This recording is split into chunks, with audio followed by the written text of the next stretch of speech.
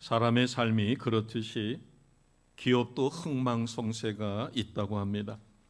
세계적인 경제지인 포춘이 선정하는 세계 500대 기업 중에서 그 중에 3분의 1이 바뀌는데 불과 5년이 걸리지 않았다고 하죠.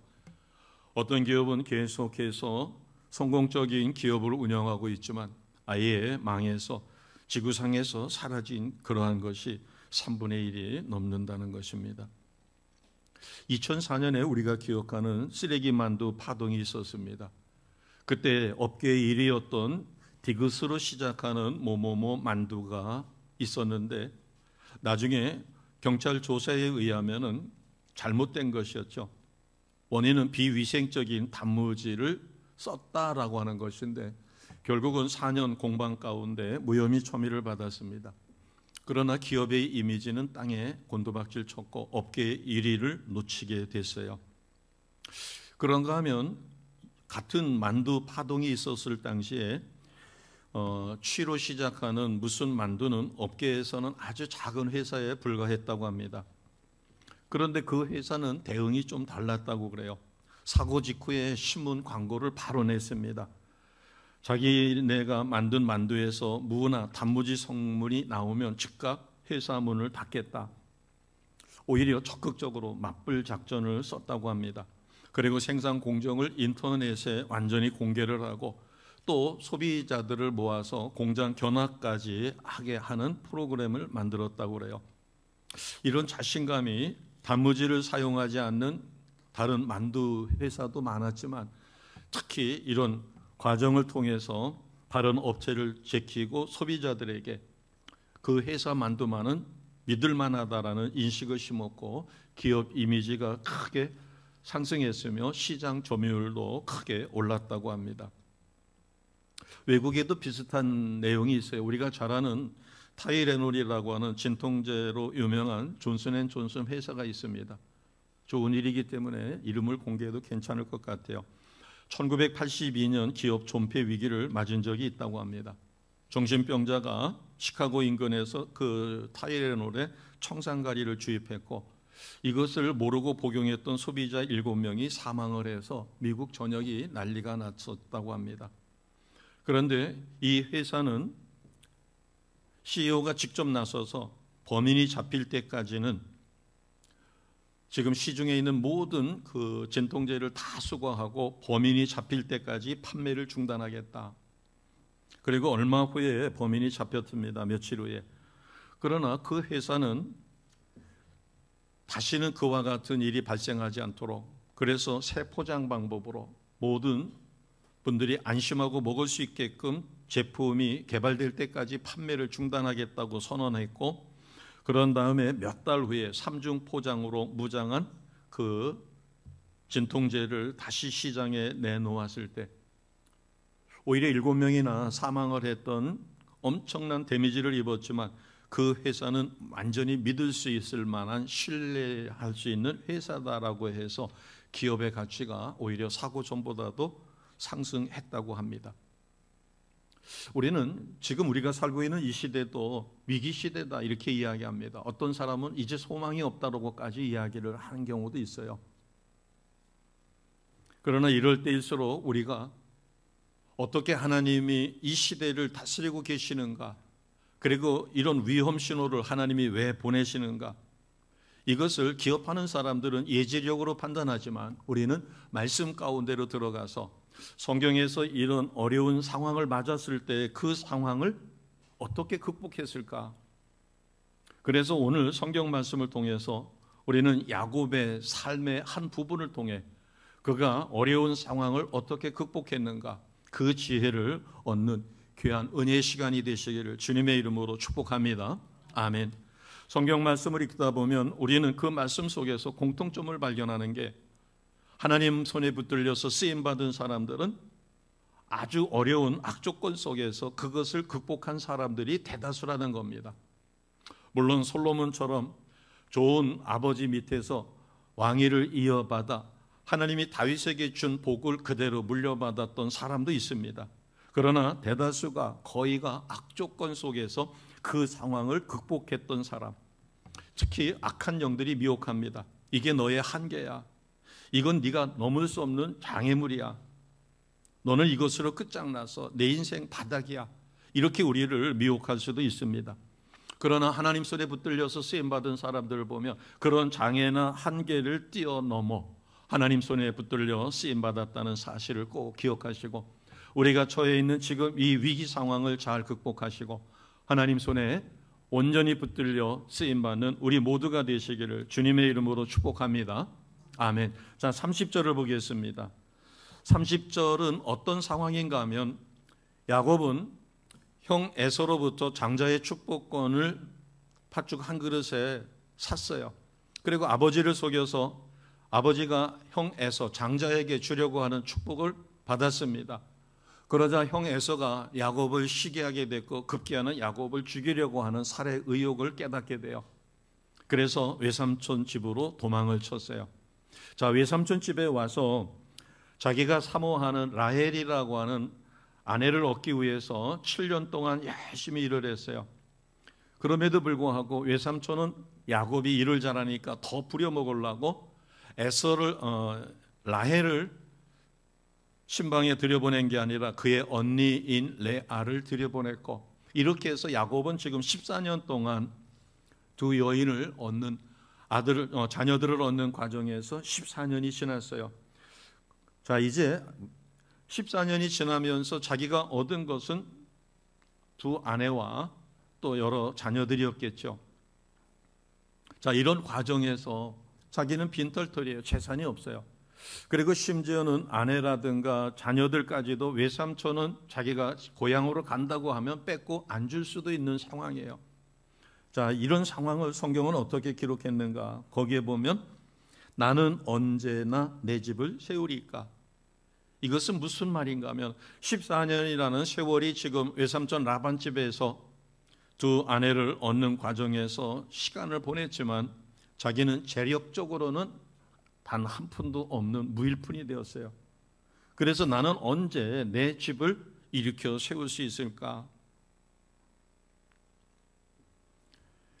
야곱도 눈치가 빠르고 상황 판단이 빠르며 아주 잔꾀에 능한 자였지만 외삼촌 라반과 비교하면 자기는 게임이 안 되는 것을 알 수 있었을 것이에요. 장자의 축복을 가로채기 위해서 시력이 약한 아버지 이삭을 속였고 형 에서도 속였어요. 그런데 라반의 모습을 보니까 자기는 게임이 되지 않는 것입니다. 아마 야곱은 이런 라반의 모습을 보고 외삼촌의 모습을 보고 자기가 아버지를 속이고 형을 속였던 것을 크게 회개했을런지도 몰라요. 자, 32절을 보겠습니다. 32절을 보면 이제 14년이 지난 상황에서 야곱은 더 이상 자기가 무일푼으로 고향에 돌아갈 수 없기 때문에 하나님 앞에 기도하며 지혜를 구하고 자기의 재력을 회복하기 위해서, 쌓기 위해서 제안을 하게 됩니다. 자, 32절입니다. 같이 갑니다. 오늘 내가 외삼촌의 양떼에 두루다니며 그 양 중에 아롱진 것과 점 있는 것과 검은 것을 가려내며 또 염소 중에 점 있는 것과 아롱진 것을 가려내리니 이 같은 것이 내 품삯이 되리이다. 아멘. 자, 이것은 어떤 이야기인가 하면 야곱이 순수한 혈통에 하얀 색깔을 가진 양이나 하얀 색깔을 가진 염소를 달라는 게 아니에요. 혼종으로, 그러니까 섞여가지고 얼룩지거나 점백이거나 검은색으로 태어나는 양이나 염소를 자기의 분깃으로 달라는 것이에요. 그런데 이것은 양이나 염소를 전문적으로 오랫동안 쳐왔던 외삼촌 라반이 봤었을 때 그것은 불가능한 이야기예요. 조처만 취해준다면 야곱은 단 한 마리의 얼룩지거나 아롱지거나 검은 색깔의 양이나 염소를 얻을 수가 없는 것이에요. 그렇기 때문에 34절에 보시면 외삼촌이 의외로 뜻밖의 기꺼이 허락을 합니다. 자, 34절 같이 합니다. 라반이 이르되 내가 내 말대로 하리라 하고. 아멘. 그러니까 이것은 아마 라반이 속으로 웃었을 것이에요. 저는 똑똑한 줄 알았더니 영 아니네. 왜냐하면 우리가 이렇게 생각하면 이해가 쉬우실 것이에요. 집에 여러 마리의 개들을 멍멍이를 키우는 분이 있을 것입니다. 그런데 족보를 통해 가지고 전부 다 순수한 혈통, 흰색의 애견을 구입을 했어요. 그래서 지금 자기 집에는 뭐 예를 들어서 7마리, 8마리의 개를 키우고 있지만 전부 다 혈통적으로 그 몇 대를 조사해서 흰 색깔을 가지고 있는 좋은 혈통의 개들만 키우고 있어요. 이 개들이 외출을 해가지고 밖에서 새끼를 베어가지고 오지 않는 한 순수한 혈통, 하얀 색깔의 개들만 키우고 있기 때문에 거기서 얼룩얼룩한 바둑이가 태어난다는 것은 우생학적으로도 불가능한 일이죠. 라반은 이것을 누구보다도 잘 알았어요. 그래서 매우 용의주도하게 어떤 조처를 취했는가 하면 35절, 36절입니다. 같이 하겠습니다. 35절, 36절. 그날에 그가 순염소 중 얼룩무늬 있는 것과 점이 있는 것을 가리고 암염소 중 흰바탕에 아롱진 것과 점 있는 것을 가리고 양 중에 검은 것들을 가려 자기 아들들의 손에 맡기고 자기와 야곱의 사이를 사흘 길이 뜨게 하였고 야곱은 라반의 남은 양떼를 치니라. 아멘. 이 라반은 이 양이나 염소를 치는 전문가예요. 그렇기 때문에 야곱에게 선뜻 그렇게 해라. 그럼 앞으로 태어나는 새끼 중에서 전백이라든가 아롱진 거라든가 검은 색깔이 태어나면 네 것이고 하얀색이 태어나면 내 것이다. 그러면서 어떤 조치를 취했는가 하면 야곱에게 준 것은 하얀색을 가진 순수한 혈통만 골라서 야곱에게 맡겼어요. 그리고 얼룩지고 전백이고 검은 색깔은 자기 아들들에게 맡기되 도저히 섞일 수 없도록 3일길이나 떨어진 곳에서 자기 아들들을 통해서 치게 한 것이에요. 그러니까 전부 다 하얀색을 가지고 있는 흰털의 양과 염소만 야곱에게 맡긴 것입니다. 외삼촌 입장에서 봤었을 때는 지금까지 자기가 이렇게 하얀색을 가진 순수한 혈통의 양과 염소는 결코 전배기를 생산해낼 수가 없어요. 그렇기 때문에 그렇게 한 것이에요. 36절에 보면 사흘길을 뜨게 했다. 사흘길을 뜨게 했다는 것은 사흘을 가야만 도달할 수 있는 뚝 떨어진 곳에서 자기 아들들을 통해서 얼룩지고 전백이고 검은색의 양이나 염소를 치게 했어요. 현실적으로는 거의 불가능한 상황에서 야곱이 어떻게 크게 부를 축적할까? 자, 야곱은 외삼촌 라반을 믿은 게 아니야. 외삼촌 라반은 그 뒤에 31절에 보게 되면 7번이나 그 삭스를 변개시킵니다. 둘째 라헬을 주겠다라고 해놓고 첫째 레아를 그렇게 해서 14년 동안이나 자기를 머슴살이를 하도록 한 외삼촌이에요. 외삼촌은 결코 믿을 수가 없어요. 그러나 야곱이 믿는 데가 있어요. 그것은 하나님입니다. 자, 그러면 사랑하는 여인 라헬을 얻기 위해서 그가 꿈을 가졌는데 그것이 창세기 29장 20절에 이렇게 기록되어 있습니다. 창세기 29장 20절 같이 합니다. 야곱이 라헬을 위하여 7년 동안 라반을 섬겼으나 그를 사랑하는 까닭에 7년을 며칠같이 여겼더라. 아멘. 라헬을 얼마나 좋아했으면 라헬을 얻기 위해서 7년이라는 시간이 엄청나게 긴 시간인데 그 시간을 며칠처럼 기쁨으로 그렇게 보냈다. 자, 우리가 실감나게 생각하려면 우리가 초등학교 입학해서 졸업할 때까지 6년이라는 시간이 얼마나 긴 시간인가. 우리가 지난 과거를 생각해도 그 시간은 결코 만만한 시간은 아니었어요. 그런데 거기 1년이 더한 7년, 그 7년을 며칠처럼 그렇게 지냈다. 자, 그런가 하면은 라헬을 얻기 위해서 7년을 며칠처럼 그렇게 보냈지만 크게 실망하게 됩니다. 자, 30절입니다. 창세기 29장 30절 같이 갑니다. 야곱이 또한 라헬에게로 들어갔고 그가 레아보다 라헬을 더 사랑하여 다시 7년 동안 라반을 섬겼더라. 아멘. 우리나라는 도로 사랑하는 남녀가 마음만 맞고 양가 부모들이 좀 인격적으로다가 넓은 아량을 가지면 신랑이 예비 신랑이 됐든 예비 신부가 됐든 재력이 없어도 결혼할 수 있어요. 그런데 이 중동 지역은 신랑 되는 사람이 신부를 얻기 위해서는 반드시 지참금이 있어야 돼요. 그게 양이 몇 마리가 됐든 염소가 몇 마리가 됐든 지참금이 없이는 결혼할 수가 없어요. 그러니까 야곱은 외삼촌 집으로 갔었을 때 엄청난 금은보화를 가지고 간 것이 아니라 무일푼으로 떠났어요.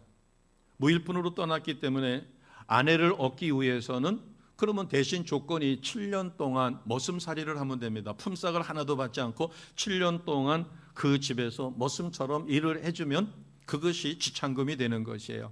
그렇게 해서 무려 14년 동안 머슴살이를 했습니다. 자, 30절 중반을 보게 되면 하나님이 자기를 축복하셔서 자기가 외삼촌 집을 섬겨 주었을 때 외삼촌 집이 크게 복을 받았어요. 30절 같이 하겠습니다. 내가 오기 전에는 외삼촌의 소유가 적더니 번성하여 때를 이루었으니 내 발이 이르는 곳마다 여호와께서 외삼촌에게 복을 주셨나이다. 그러나 나는 언제나 내 집을 세우리이까. 아멘.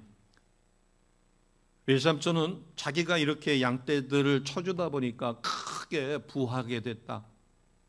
그런데 자기는 무일푼이라는 거예요. 2명의 아내와 자녀를 얻은 것 이외에는 아무것도 없다는 거죠.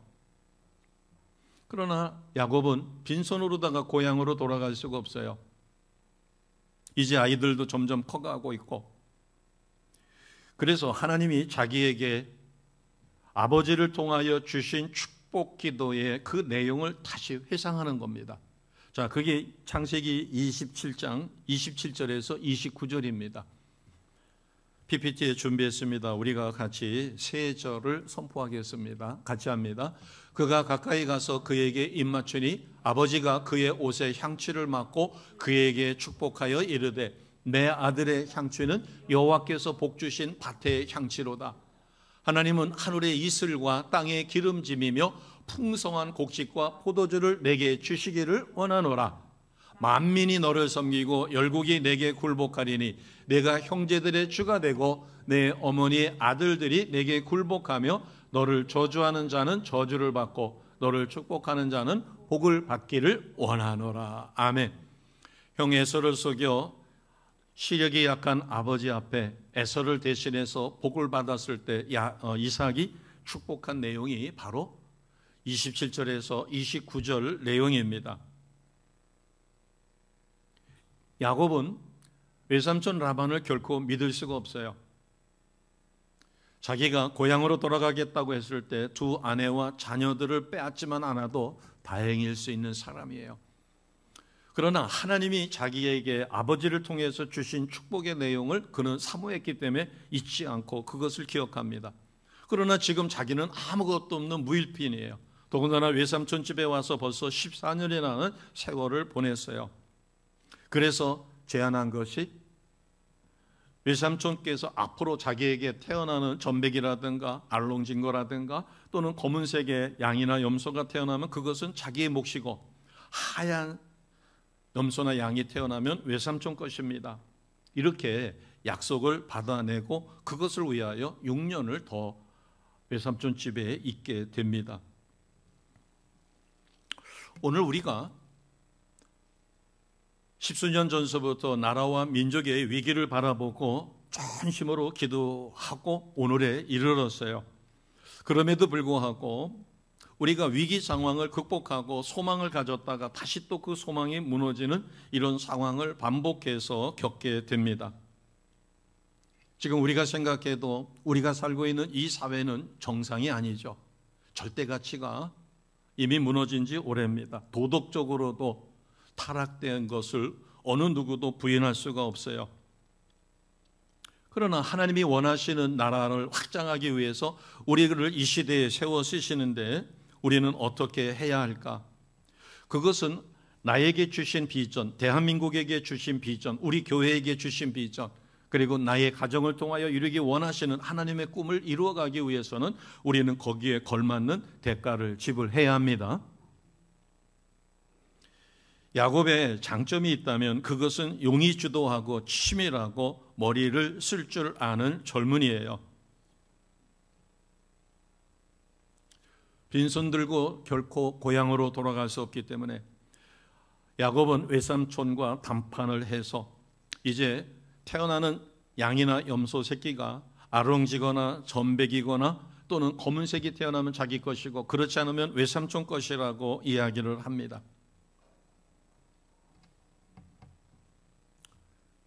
그러면 야곱이 하나님이 자기에게 주시는 지혜와 하나님의 축복을 믿고 그냥 하나님이 이루어 주시겠지, 나는 두 손 놓고 가만히 있어도 하나님이 이루어 주실 거야, 그렇게 한 것은 아닙니다. 그러면 야곱은 하나님을 믿고 어떻게 했을까? 37절에서 43절이에요. 37절부터 43절은 야곱은 하나님이 주신 꿈을, 자기에게 주신 그 꿈을 이루기 위해서 어떤 수고를 했을까? 우선 37절을 보시면 버드나무나 살구나무나 산풍나무에 가지를 벗기는 겁니다. 그러니까 그 가지가 있으면 가지의 일부분을 칼로다가 비워내요. 그러면 거기에 진액이 나오겠죠. 그러면 진액은 산화 현상으로 인하여 검은 색깔로 변합니다. 그러니까 야곱은 무엇을 생각했는가 하면 건강한 양이나 염소가 물을 먹을 때 태교를 시키는 거예요.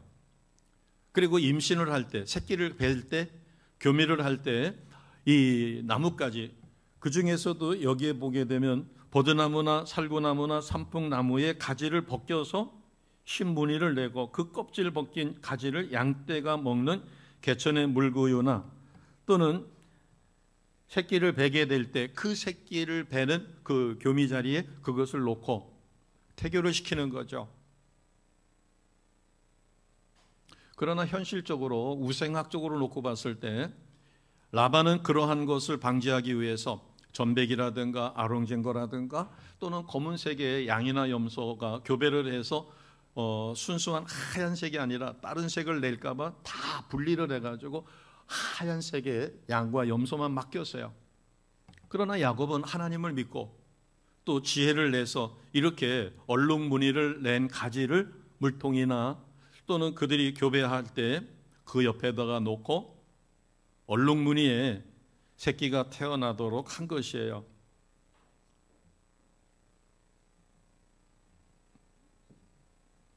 자, 41절을 보겠습니다. 41절과 42절. 야곱이 이것을 성취하기 위해서 그가 지혜롭게 행한 것인데 어떻게 행했을까? 41, 42절입니다. 같이 갑니다. 튼튼한 양이 새끼 뵐 때는 야곱이 개천에다가 양떼의 눈앞에 그 가지를 두어 양이 그 가지 곁에서 새끼를 베게 하고 약한 양이면 그 가지를 두지 아니하니 이렇게 함으로 약한 것은 라반의 것이 되고 튼튼한 것은 야곱의 것이 된지라. 아멘. 그래서 그 결과 하나님께서 야곱을 통하여 축복하심에 그 결과는 43절입니다. 43절 아멘으로 봤습니다. 이에 그 사람이 매우 번창하여 양떼와 노비와 낙타와 나귀가 많았더라. 아멘. 우리가 위기의 시대를 야곱은 자기 아버지가 하나님 앞에 축복할 때 어떤 내용으로 축복을 했는가? 그래서 그 축복의 내용 중에 보게 되면 야곱은 결코 만민이 야곱을 섬기게 되고 열국이 굴복하게 되고 형제들의 주가 되고 내 어머니의 아들들이 내게 굴복하게 될 것이다. 나중에 성경은 그렇게 된 야곱을, 그래서 야곱은 이스라엘의 12지파의 조상이 됐죠. 야곱의 12아들이 이스라엘의 12지파가 됐어요. 하나님의 그 축복의 약속은 이루어졌을 때 야곱은 하나님이 이삭을 통하여 자기 아버지를 통하여 자기에게 준 축복의 언약을 기억하고 그것을 이루기 위하여 최선의 노력을 기울입니다. 우리식으로 이야기하면 꿈을 이루기 위한 대가를 지불하는 것이죠. 자, 그러면 우리가 하나님의 말씀을, 야곱은 아버지를 통하여 주신 축복의 약속을 기억했어요. 그럼 우리는 하나님께서 35,000가지가 넘는 축복의 약속을 하나님의 언약, 신약과 구약 속에 담아 놓으셨어요. 우리는 그 약속의 말씀을 묵상하는 것이죠. 그래서 이것을 우리는 큐티, 경건의 시간을 갖는다, 이렇게 이야기합니다. 현실적으로 이야기하면 이런 것이에요. 우리가 지표면에서 흘러 들어가서 얕은 우물에 물이 고입니다.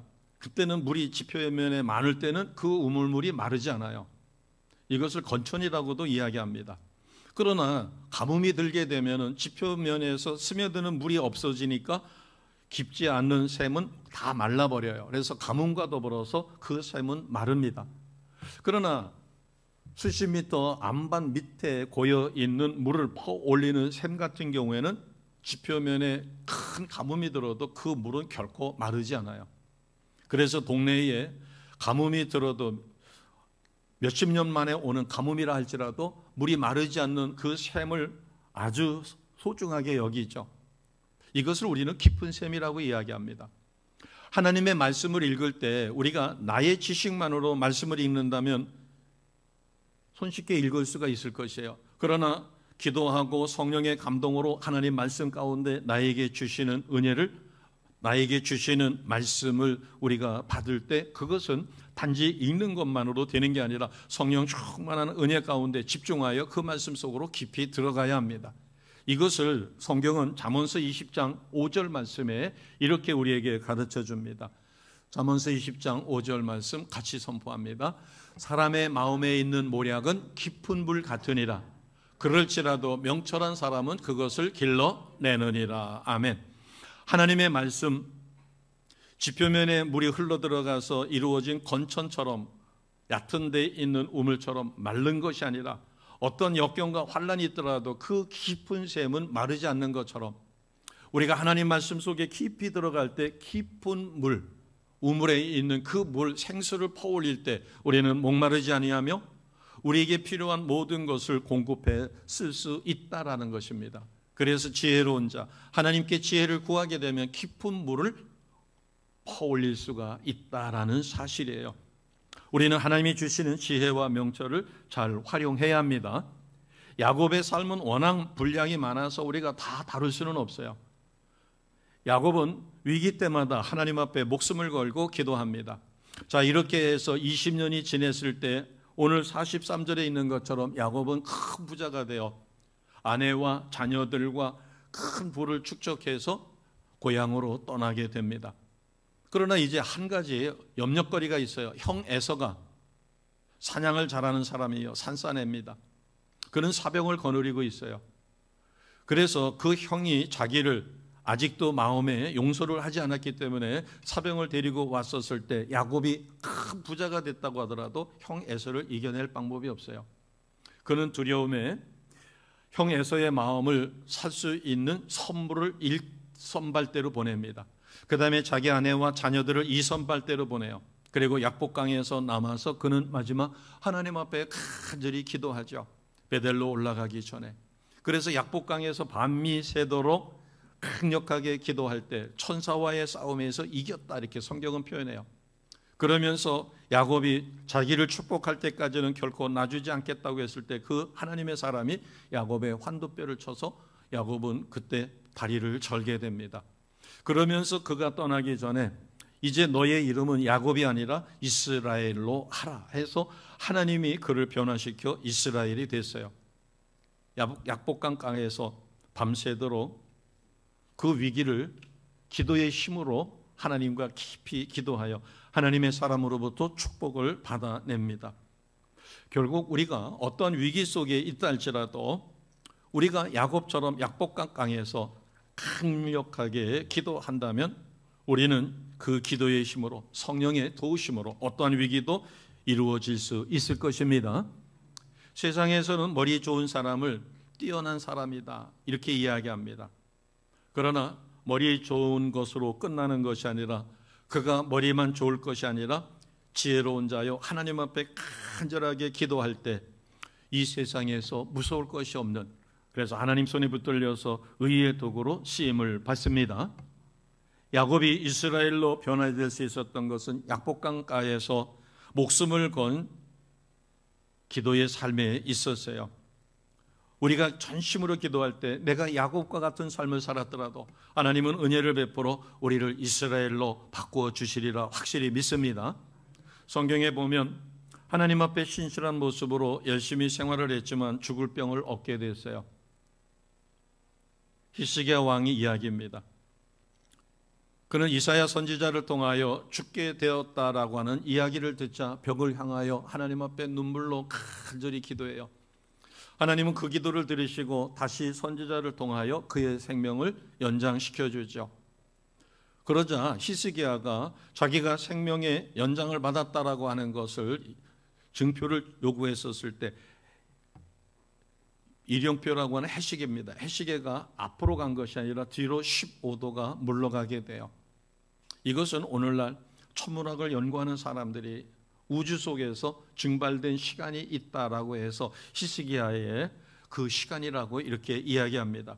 결국 히스기야는 하나님을 향하여 자신의 목숨을 건 간절한 기도를 했을 때 사생결단 기도를 통하여 하나님은 그에게 생명을 10수년 연장시켜 주었어요.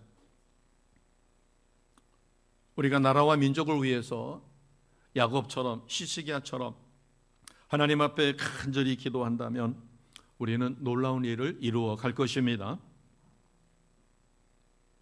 저는 얼마 전에 정말 제가 존경하고 또 이 시대의 귀한 말씀을 통해서 많은 이들을 바른 길로 인도하는 주의 종의 부음을 받고 정말 하나님 앞에 물을 수밖에 없었어요. 하나님 이때 너무나 필요한 고 옥하는 목사님처럼 시대를 향한 바른 목소리를 내고 어떤 것도 두려워하지 않는, 그러면서도 자기 관리에 철저하고 또 큰 교회를 바른 길로 인도하는 그런 목사님이 좀 더 계셨더라면 하는 것처럼, 그러나 또 한편으로는 이 험난한 세상에서 더 이상 죄짓지 않고 또 정치적인 그러한 메시지를 내고 이렇게 하다가 보면 자칫 잘못하면 어느 한쪽에 치우칠 수도 있고, 그래서 하나님께서 그를 너무나 사랑하셔서 부르신 것이 아닌가, 그렇게 봤었을 때 주님 품에 안긴 그것을 우리는 마냥 슬퍼만 할 수는 없을 것입니다.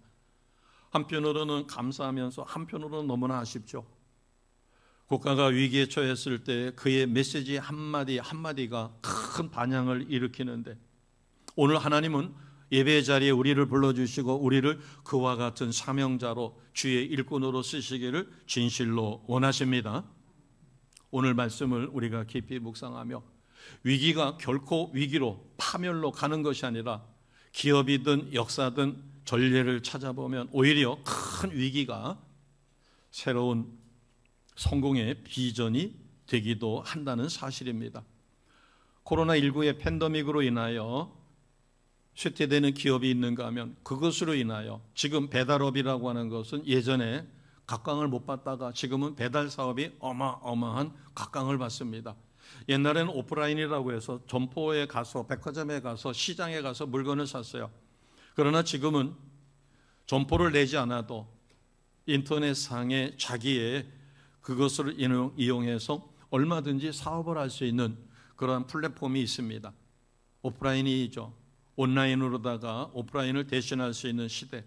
그래서 자본이 없어도 인터넷을 잘 활용해서 하게 되었을 때 오히려 매장에서 물건을 매출하는 것보다도 더 많은 매출을 가져올 수 있는 기회가 모두에게 공평하게 열려 있다는 것입니다. 선교사님들은 북한 같은 데를 쉽게 들어가기가 어려워요. 이슬람권에 들어가기가 어렵습니다. 그러나 유튜브는 국경 없이 들어가요. 우리가 위기의 시대지만 그 위기를 하나님이 주시는 지혜와 그것을 감당할 수 있는 능력으로 지혜롭게 쓴다면 위기는 곧 기회가 된다는 사실을 꼭 기억하시고, 오늘 야곱처럼 하나님 손에 붙들려서 그 상황을 돌파하며 크게 거부가 되어 고향으로 돌아갈 수 있는 토대가 만들어진 것처럼 우리가 꿈을 이루기 위해서 그것이 성취될 때까지 끝까지 인내하시는 우리 모두가 되시기를 다시 한번 주님의 이름으로 축복합니다. 아멘. 기도드리겠습니다.